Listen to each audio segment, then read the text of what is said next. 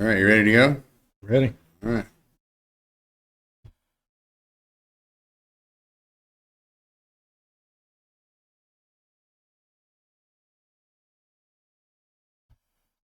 All right, folks, welcome back to another episode of Forgotten Freedoms. Dustin Sherman here with you. Today I have Greg.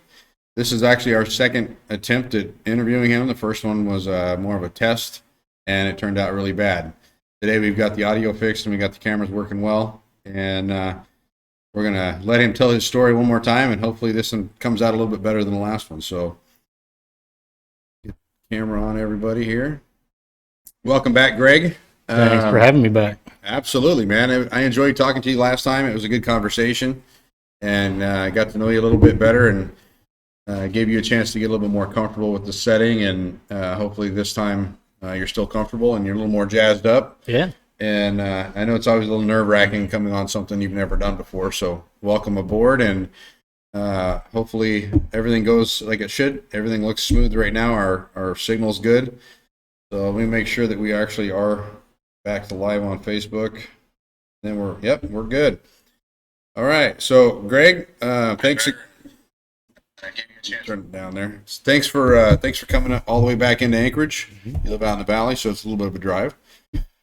So tell us a little bit about yourself. Let's act like nothing ever happened on the first one, and let's just kind of start over and take back up. Let everybody know who you are and what you're about. Well, I'm Greg, and I came to talk a little bit about vaccines, tell my story of what happened to my wife, what happened to my mother-in-law, maybe educate a few people on what it can do, and hopefully somebody gets something out of it. Right. Well, I appreciate you coming by and telling the story again. From what I understand, from the last time we talked. How is your wife doing, by the way, since the last time we talked? She's good. She's real good. Yeah. Okay. So now she got Guillain-Barré syndrome from a flu shot. Is that correct? Correct. Yeah. In 2019, she had the flu shot, I guess, a week before, and called me at work and said, "I've got some tingling in my fingers and my toes, and all four of them." And she's a nurse, so knowing better than most people do, she said there's nothing good that could be. Right. And I'd probably need to go to the ER, find out. So I dropped everything, took her. She asked right off the bat if they would test her for Guillain-Barré because she'd known she just had the flu shot. Mm-hmm. And they said, "Oh, no, that's too rare." So they ran some blood work and sent her home with some meds. Said, "Let us know if you get worse." So the next day she called me again and said, "Well, it's worse. It's all the way up my arms and legs. So we probably need to go back." So we went back, and of course they told her, "No, it's too rare. We'll test you for a few other things." Said she probably had a stomach bug or something. And she's a nurse. Mm-hmm. So she's advocating Not only for herself. that, but we're in the ER that she was a nurse in. So, wow. So they sent us home again, and the next day she couldn't even walk. I basically had to carry her to the bathroom and back to the bed. And she called the ER and said, "This is what's going on. If you're not going to test me for Guillain-Barré, I'll go somewhere that will." And they said, "Oh, you need to get in now." So we did, and sure enough, they did the spinal tap and confirmed it was. Wow, it's an amazing but tragic story. It sounds like she's starting to recover. Does she still have facial paralysis, or? She does, yeah. She has Bell's palsy, where half her face still is pretty numb. You can tell mainly when she's smiling, and only half of it's working. But other than that, she may have a sometimes problem with a little strength. Mm-hmm. She still has Coordination's tingling. all okay. Mm-hmm. That's good. But she's worked very hard to get back there. Now, just curious. Now, flu shot. You don't hear about it too often with a flu shot. But how old is she? She is 41. Okay, that's still pretty young. It just goes to show you when you inject chemicals in your body, whether it's for good or other, anything can happen. Right. We're all biological entities, and not something that may work for one person may not work for another. Right, and that's what got me on my journey to understanding what's actually going on with Guillain-Barré. Because we were told by the doctors, well, it could be from the vaccine, but it also could be from any virus that you catch. Right. So I started doing some research to find out exactly what happens, what it's caused from. And I spoke with well over 100 people that either recovered from Guillain-Barré or they had a close family member that did. Now, how long from the time she got the shot till the symptoms started? About a week. Wow. And I haven't found one person that didn't get it from a vaccine. Well, there was actually a chance, at least some speculation that a politician in California got it, Newsom, yeah. Gavin Newsom. So, anything's possible. And it was a couple weeks before his face was ever seen.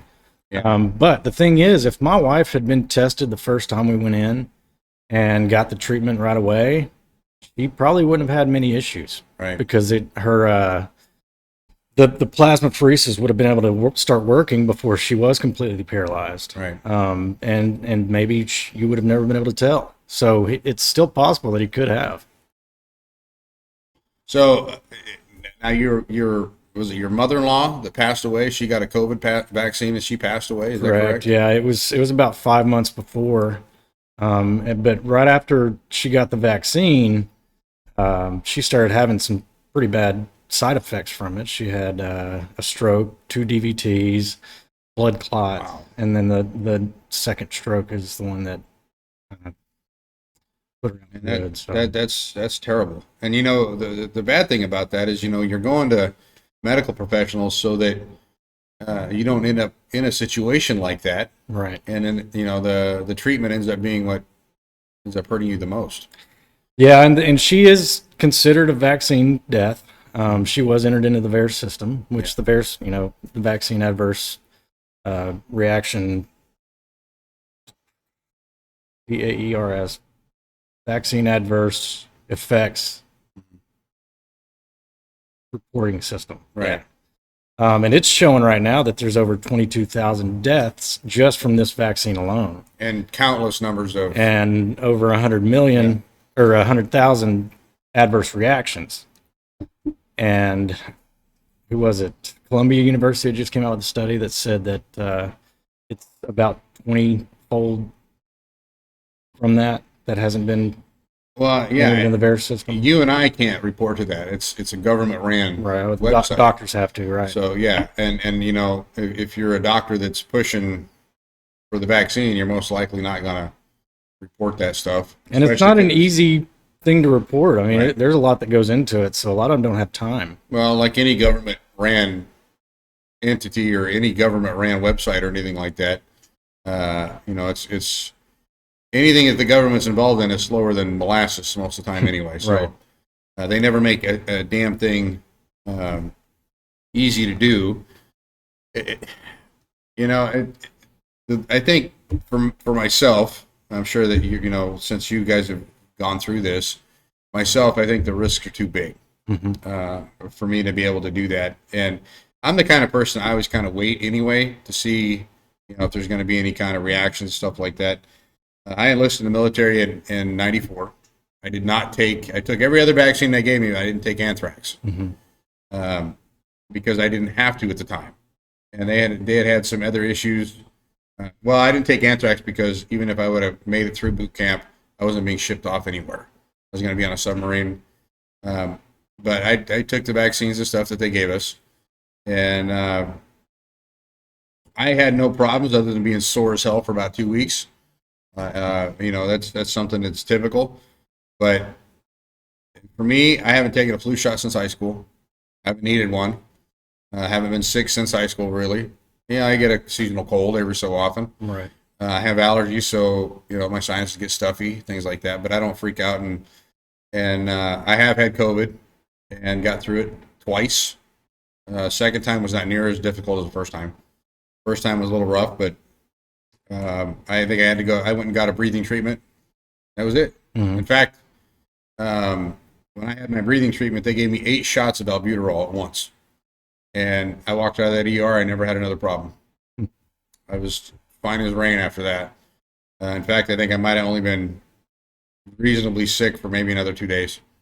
So Yeah, the scary thing is the doctors that we have here in Anchorage, and I don't know, the valley may be different than here, but I don't know of any doctors here in town other than my personal care provider that is actually promoting, um, Ivermectin, ivermectin, hydroxychloroquine. hydroxychloroquine, vitamin D, vitamin C, the stuff that would normally keep us healthy anyway. I don't see any of them pushing that stuff. It's because they don't have any financial incentive. Bingo. But with remdesivir and putting them on a ventilator after their kidneys are destroyed and filling their lungs up with fluid, then yeah, they go on a ventilator and they get even more incentive. So remdesivir, that's an interesting drug. So about 6 months ago or so, maybe less, they started adding another drug to that. My wife was on remdesivir when she went in. She was in for a week, and whenever they give you that, they give you also blood thinner because they're scared about blood clots, right? And I think that originally remdesivir wasn't killing enough people, and this is speculation on my part, and I will admit that 100%. But it wasn't hurting people as bad before the new drug was added. Trump was on remdesivir. That's what all the doctors tell. Oh, well, Trump was on this. Well, yeah, but he also had round the clock medical care, and he's got a guy that walks with him with a briefcase with all kinds of shit with him. So he had the best medical care you could possibly get. Us, on the other hand, normal peon citizens, we don't get that same kind of care that our government officials get. Right. When my wife got out of the hospital for 6 days, she was in for 6 days. For a month, she had a rash from her knees to her shoulders, up both sides. And it was the weirdest rash I've ever seen. And it was either from remdesivir, or it was from the blood thinner stuff that they were giving her, or it was from the steroids. We don't know, and neither does the doctors. Or at least they claim they don't. So I don't know how bad that stuff is. I would say that it would probably be safer to get the monoclonal antibodies. Have you guys looked into that at all? Yeah, and I'm not. So the research I've done on it, it's basically cloning antibodies from rats and mice, and it just seems like something I wouldn't want to put in my body. I know a guy here in town that's doing them.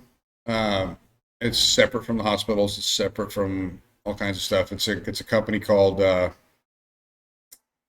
slips my mind now. I'll think about it here in a second. But he's able to add vitamins and stuff to the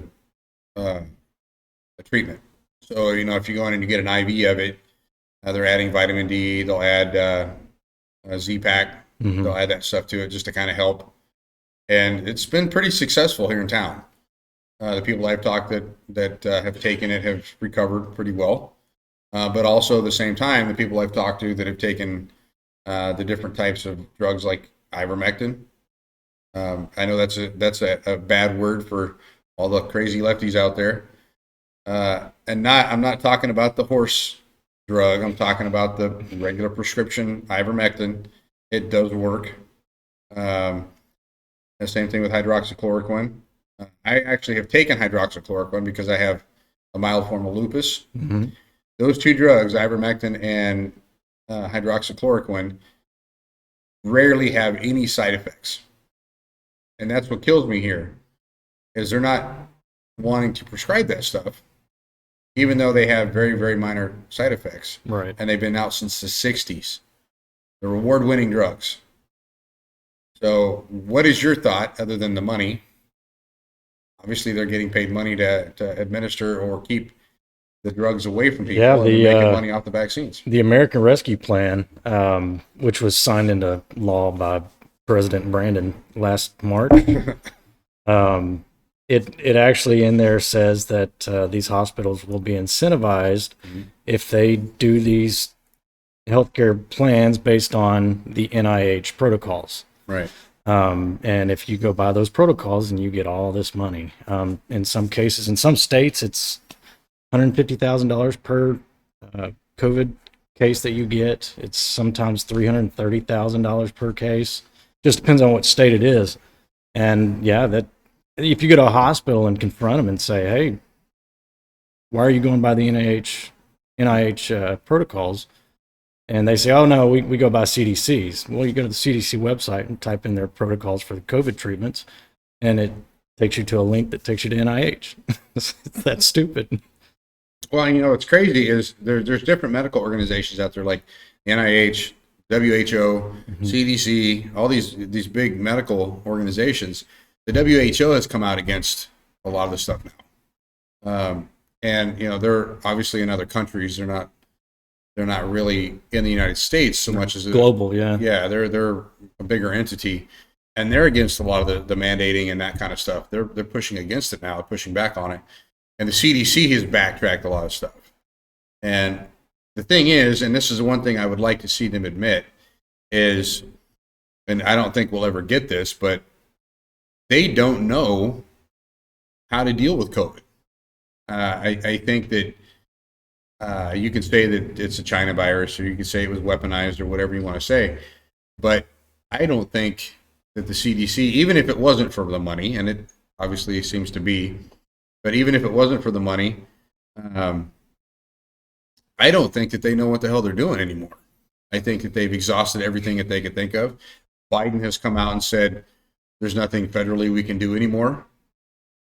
So that right there tells me that the federal government's throwing their hands up in the air and they're lost. Well, it's almost like everything's falling apart for them, at least. I don't know. Maybe people are starting to wake up and they're trying to backtrack as much as they can. I don't know. I think this is about elections. I think that they realize that his poll numbers are slipping drastically. I mean, he's like 35% approval rating. He's the lowest rated president we've had in 20 years. He's terrible. He's literally the worst rated president since Jimmy Carter. That tells you something right there. So now, what do you see for you and your wife? Obviously, it wasn't a COVID-related problem with her, but what's her? Obviously, she's healing up and she's doing better. Is there anything that can happen that can make her go the other direction? Is there any? Guillain-Barré is kind of a weird thing. It is. There are people that say that you can have a relapse. Mm-hmm. I don't know if that has anything to do with getting another flu shot down the road, but we know that we're never going to be injected with anything else. Our kids won't be. So we're going to do everything in our power to make sure that it never happens again. Well, that's good. And you got kids, so this would be an educational thing for them. Absolutely. So right now we're trying to educate on our freedoms that have been forgotten. Good man. That's the one thing that that's what this show's about, forgotten freedoms and the stuff that they mandate and all that kind of stuff. So how has the COVID vaccine affected you and the COVID mandates affected you? You're out in the valley, right? So you're not seeing. Now, do you work in Anchorage? I do. And how has that affected you here?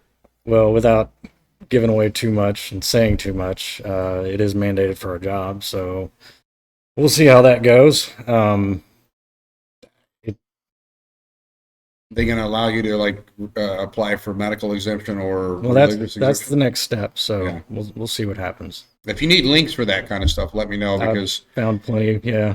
I have some resources. I might read through them first. Yeah. Because there's always more information out there. Yeah. I've had a friend of mine that actually left Anchorage because it was going to affect her, and she moved down to Oklahoma and actually found out. She's in a position. She was very fortunate to where she can work from home, but they were still going to require a vaccination. And her threatening to quit with the type of job she has, they could not lose her, and they weren't going to allow her to do a religious exemption or medical exemption. And whenever they found out they were trying to force her into doing it, and she said, "Well, piss on you. I'm going to leave." And like a week before she sold her house. She bought a house down there. And the week before they left, they changed their mind. They said, well, we'll let you do a religious exemption. So she still has her job. She's down there living for half the price that it costs to live in Anchorage. She has a new home, and she's telecommuting Oklahoma to Alaska. Wow. So she was fortunate. But sometimes, depending on what kind of position you're in, if you are a critical person or critical to that job, you have a lot of foothold there if you can use it. Well, based on my research, it's far more important for me to keep my health than it is to keep my job. So Absolutely. yeah, I'm very willing to walk away from it and find something else I need to. Well, and it's not just you that's in the picture. You got kids. Right. So, your health it's one thing for yourself, but you got to be healthy for your kids too and your wife. So,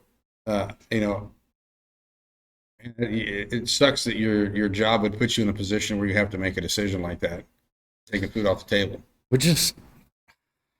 We're way more free than we realize, you know. You think we're free because we can go buy a gun and have a background check done on us and then go home and watch porn. You think we're free because our Lord and Savior Anthony Fauci tells us we have to put a muzzle over our mouth and we can go down to the store and buy some food that's been sprayed with poisons. That's not freedom. What we've forgotten about freedom is to get ourselves out of the system that is enslaving us is freedom. Right. Be able to grow your own food, be able to hunt your own food, be able to have your own source of water, Self-sufficiency. own your own land, not some bank. Right. Self-sufficient. If you can get yourself out of that system, you realize what true freedom is. Have you been following stuff that's going on around the nation, the different states that are instituting different things? A little bit. I don't watch TV, so.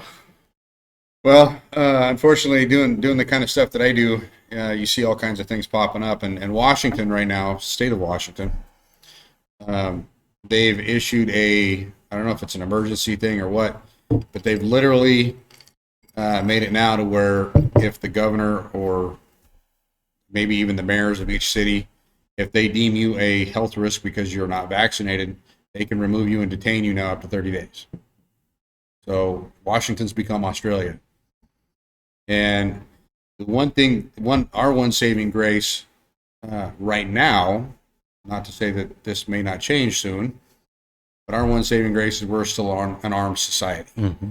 And I think once people start getting their kids threatened, once food starts disappearing off their tables, once people can't afford to drive to work because gas prices are $5, $6, $7, $10 a gallon, the federal and local governments are going to start having big problems on their hands. And it'll end up being the people. And, just a couple days ago, we had January the 6th, right? The year anniversary of the non-insurrection that happened in Washington, D.C. Mm-hmm. And knowing a few people that were down there, not in the building, of course. They were there to originally watch Trump and then followed the crowd over to the Capitol. We actually had a rep from Alaska that was there. David Eastman was on property. But watching that whole thing happen, I remember saying that there was enough people there that they could take over Washington if they really wanted to. I wasn't expecting it to happen, but when I seen what was going on at the Capitol, I said, if these people really want to, this country could have another revolution today. Mm-hmm. And it didn't happen, obviously. The people in D.C. that run the police departments, the D.C. cops, whatever, they dropped the ball and allowed it to happen. So it wouldn't, that kind of actually gave me a little bit of hope, because I know that the people have the power. Mm-hmm. The government is there to facilitate certain things, but if we really wanted to, the people that occupy those white houses down there, they could be thrown out on the street just like anyone else. Mm-hmm. It's time that we start standing up and start fighting back for what we believe in and what this nation was founded on. They don't represent us. That's why we have to start at the local level. Absolutely. So, how long have you been here in Alaska? Well, I was in Kodiak for a few years. That was my final station I was at. And then we moved back 2 years ago. Mm-hmm. Okay. So when COVID first hit here in Alaska, we're at in the Valley. Do you live in Palmer? Wasilla. Mm-hmm. Okay. Wasilla is a good little town.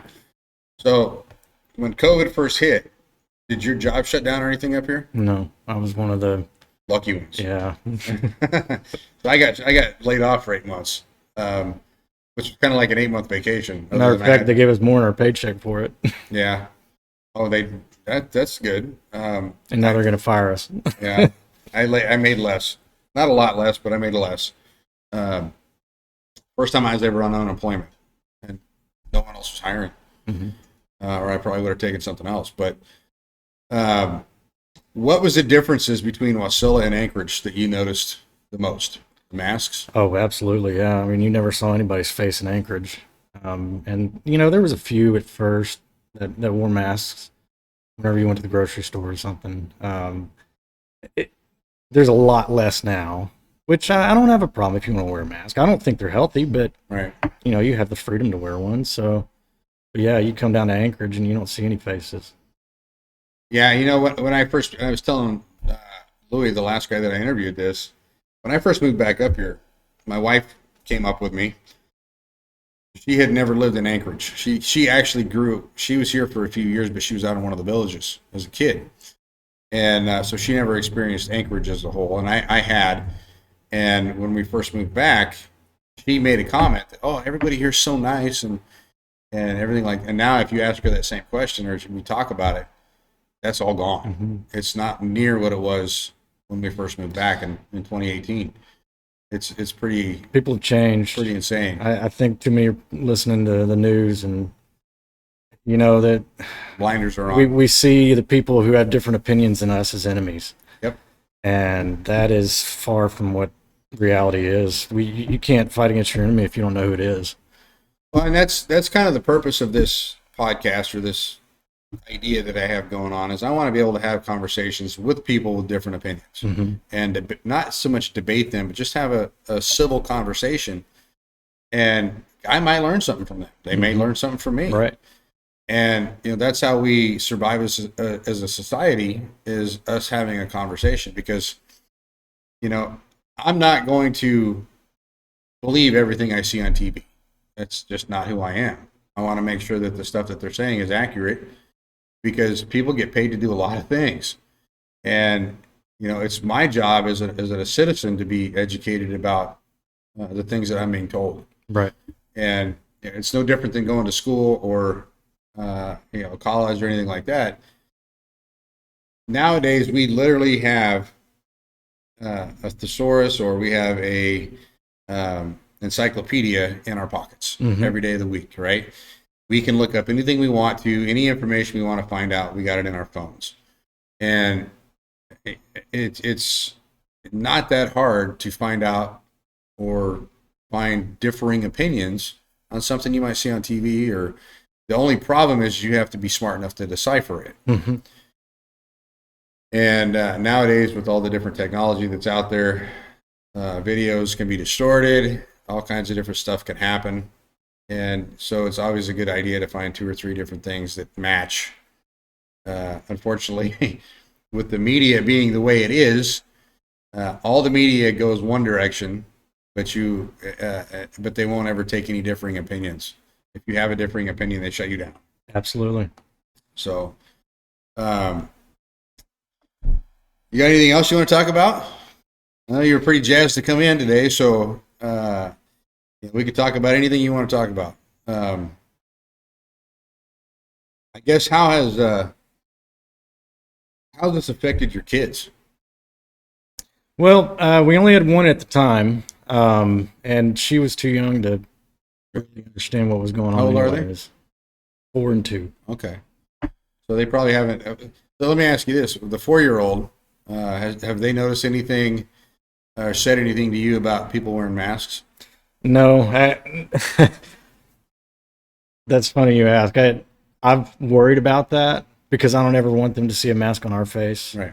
The only time they have is when we flew down to Texas when her mom died, which is the only time we put one on.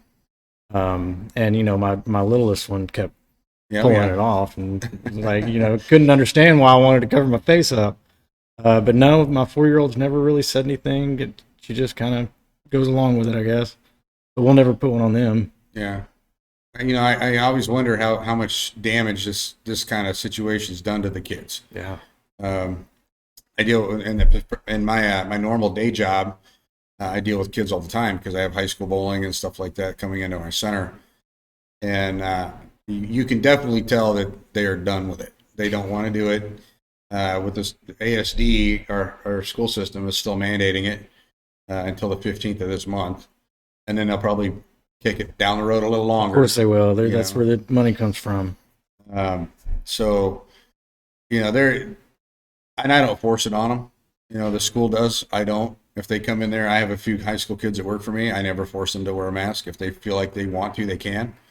It's kind of funny now. I've got people that work for me that, as long as they're feeling healthy, they'll never put it on. Mm-hmm. If they start to get the sniffles, or they're worried about someone else, they'll throw it on. Sure, and yeah, that's fine. That's the way that it should be. Smart. If you're worried about getting someone sick, wear a mask or stay home. I don't care, but don't force it on someone else. I think that's what we've forgotten in this country now is what I believe is right may not be what you believe is right, mm-hmm. and it's not my position to force my beliefs on you. Right. Yeah. And it's not your position to, it's not your right to force your rights on me or your beliefs on me. So I have a lot of strong opinions, but it's opinions. There probably isn't too many people that have opinions that I have, but they're my opinions. There's more out there than you realize. I'm entitled to them. So let me ask you this, and this is probably a little bit of a controversial subject, but how close do you think this country is to a civil war?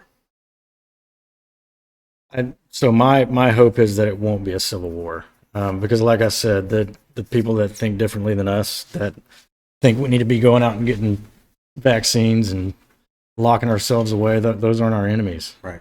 And we got to make sure that they know that too. It's the people forcing this stuff on us that are the enemies. It's the people getting paid to cause this tyranny. And if we've got to focus on fighting back against that, not against the people that think differently. Well, and that's the one thing that I like to stress is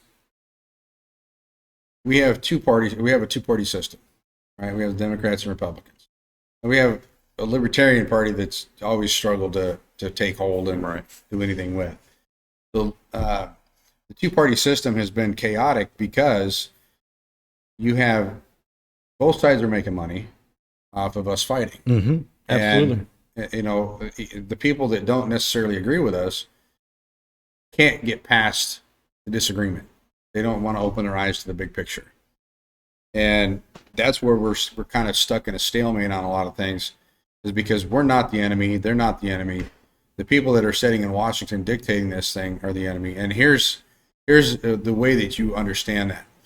If you go into any building in Washington, D.C., any piece of property there in that city, that is all federally owned, every single part of it, because it's not considered a city like Denver would be or Anchorage would be or anything like that. It is a federally owned city. You do anything in there, you do any damage to a car, look at the riots that happened when Trump won. All those people that rioted, they all got 10 years in prison, federal prison, not city prison. So the feds have found a way to protect themselves in that little spot right there in Washington. They've carved out a spot for them. And anyone that takes office there, they're protected. And once the citizenry of this country realizes that that's what they did, that can be their own little prison if we make it that way. And the problem is what they've done to the people has been so effective, we can't see past our own shoes. We want to fight and we want to argue and we want to do this and that and the other because it's all set up on agendas. But at the end of the day, even the people on the left want to be left alone. They don't want to have to worry about things. But they can't help it. It's like it's a fixation in their heads or something. I don't know. It's a reality problem. Maybe. And there is a huge shift going on in the country, a huge paradigm shift of people starting to understand that this reality that they've been spoon-fed their entire life may not be what reality is. And they are starting to wake up and and understand how they've been controlled and manipulated and brainwashed. And Well, like I said, Biden's at 35% approval rating. That's the lowest of any president since Carter. That's low. And I'm not hearing a whole bunch of Biden's doing this well or Biden's doing that well or Kamala's doing this well or whatever. honestly, he's not doing anything except what he's told. There's not a whole lot of people that are admitting that they voted for the guy. Right. So that's pretty telling. But it's let's see. Looking at one of my comments here. Yeah, I'm seeing a lot of the same things. People screaming and hollering because someone's not vaccinated. Have you had anybody approach you about not wearing a mask or anything? Any of the stores? None. Actually, the only discussion I've had was in Costco, and that was when the huge mask thing was going on. And so I put one of their face shields on so I could breathe, and nobody had an issue with it. Other than that, nobody's ever said anything to me. Right.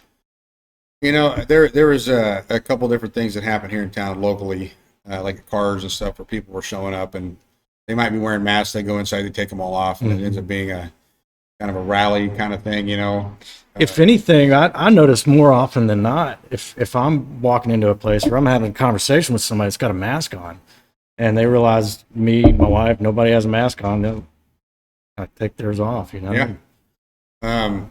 Actually, I had an instance in cars where I walked in and I was wearing mine because everyone else was, and I seen a guy that took his off. I took mine off, and then by the time it was over and done with, we were out in the parking lot together, and we were, it was a guy I'd never met, just off the street, and we had a laugh and we chatted for about 10 minutes. A nice guy, it was kind of funny. We had the same opinion on the whole thing, and it took him to do it for me to do it, and that becomes infectious. Mm-hmm. And I think that if we start doing that, I haven't put a mask on now in probably, well, I take it back. I put a mask on to go visit a doctor, an eye doctor.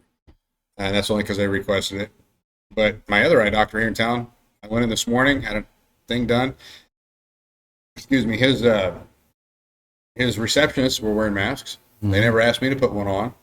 My eye doc is from the Midwest, so, he's kind of in the same opinion I am.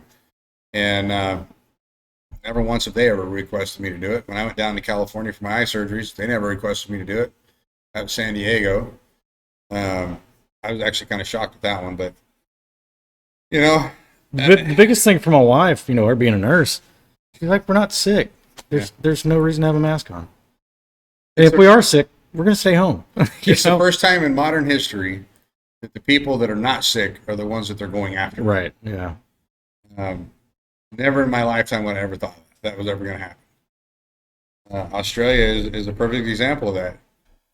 They've had, I can't remember what the number was, but it was a super low number of people that had gotten sick, and they were locking up mass population. And it blows my mind that the world, not just the nation, but the world's gone that far. Well, going back to what you said earlier, that's what happens when your guns are taken away. Mm-hmm. And the scary thing wasn't that long ago that Australia was a lot like us. Mm-hmm. I mean, look back at Crocodile Dundee days. They all had their guns back that far, and major things happened. So I don't know if you've watched anything or seen anything about Kazakhstan or Kazakhstan? Yes. Kazakhstan. Yeah, thank you. I always mispronounce that damn country. Yeah, there's a lot of different information going on about what's happening, what the cause is. Some people say it's from gas prices being so high. Some people say it's their COVID restrictions that they're fighting back against. Yeah, and you're right. There's a lot of misinformation or disinformation going around about that. I do know that as soon as that all happened, a lot of the banks got robbed. Mm-hmm. And there is speculation going around that they had started taking people's money or keeping people from getting their money if they weren't vaccinated. So I guarantee you start handicapping people with their money, you're going to have a big problem on your hands. Gas prices are one thing, but you start taking what people need to eat, then you've got a revolution that's going to happen. Especially when they have kids. Yeah. And I hate to say it, but Washington, D.C. better be paying attention. because that stuff's not that far from happening here. Mm-hmm. The problem here is this is one thing that they've done here in this country, and that's with like our phones, our laptops, our cameras, all that kind of stuff that we have. They give us and give us and give us and give us a lot of crap to keep us distracted, Mm-hmm. keep our eye off the ball. When our eye's off the ball, then they get to do all kinds of underhanded crap, and we don't pay attention to it. And so, while we're looking over here, they're doing stuff over here, and they've been doing that since I was a little kid, right? And we've actually, some of our government officials have done it openly. How old are you? 36. 36. You're a little younger than I am. Do you remember? So my president growing up was Ronald Reagan. And he would have never done the crap that our last 2 or 3 presidents have done, minus Trump. He was actually a very smart guy. And he actually did something kind of openly that was amazing. And I wish we could have someone like him have that forethought again. But we had the Cold War, right? And when we had the Cold War, the way that we won that, so Russia, or the Soviet Union's president, Gorbachev at the time, I don't know if you knew his background or not, or you learned anything on him on school or not, but he was their agricultural czar. Basically, they were in the middle of a drought, they were in the middle of having all kinds of food problems, so they elected him as president. Well, he had no idea about anything with war. Reagan had we had the best military on the planet, so they convinced Russia or the Soviet Union we had weapons in space. That's how we won the Cold War. They thought we had weapons up in one of our satellites. That's how we won the Cold War. They couldn't defend against that. So we don't have presidents that think like that anymore. We have presidents that think, what can I do to fill my pocket? And that's exactly what we got right now. And as long as we continue to have those people in the White House and in Washington, it's going to be one crisis after another. Yeah, it's not going to get any better. But you got anything else that you want to add to the conversation today? Anything. Really, anything. I feel like we've covered a lot. Okay. Well, this one here should turn out quite a bit better than the first one. No issues today. And we'll put this on Rumble and a couple different things, but it's important that these people, the citizens, hear from other citizens on things that have happened to them, their experiences, their past, the stuff that happened, especially with your wife. That's concerning. You don't normally hear about Guillain-Barré and stuff like that from the flu shot. So, yeah, if it hadn't happened, I probably would have had a lot more trust in this new vaccine and not done as much research on it and understood what it does, and it's a gene therapy more than it is a vaccine. But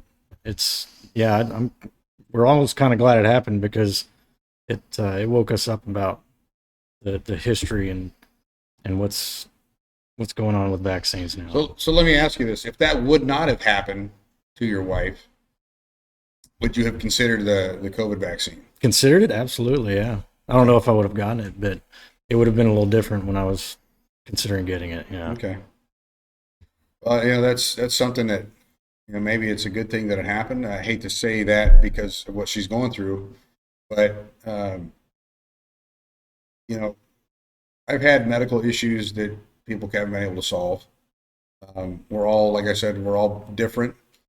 We all have different biological traits, and everyone acts differently with different types of drugs, medications, whatever. I had a procedure done on my eyes that should have been something I easily healed from. Since then, I've had 2 more surgeries since then. Didn't go well for me. We're all different, so. Yeah, it's not a one-size-fits-all. No. And that's what they're trying to do, is they're trying to put everybody in the same box. Right. And we just don't fit that. So, well, Greg, I appreciate you coming by again. And thanks again for having me. Absolutely. And I look forward to doing it again. Just keep us updated on how your wife's doing. Yeah, I'd love to. And if she ever wants to come in and tell her story, let me know. I'm definitely open to hearing that. And I'll talk her into it. There you go.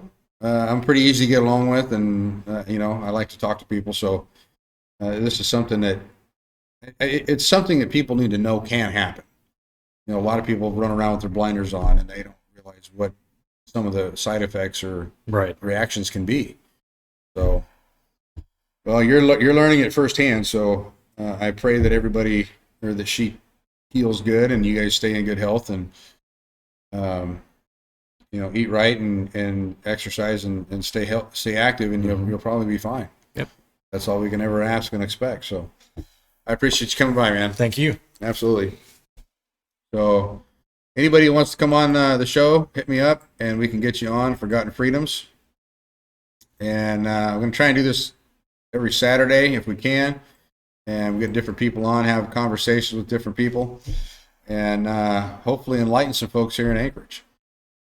Other than that, I'm going to sign off. This is Dustin Sherman with Forgotten Freedoms, and we'll catch you another time.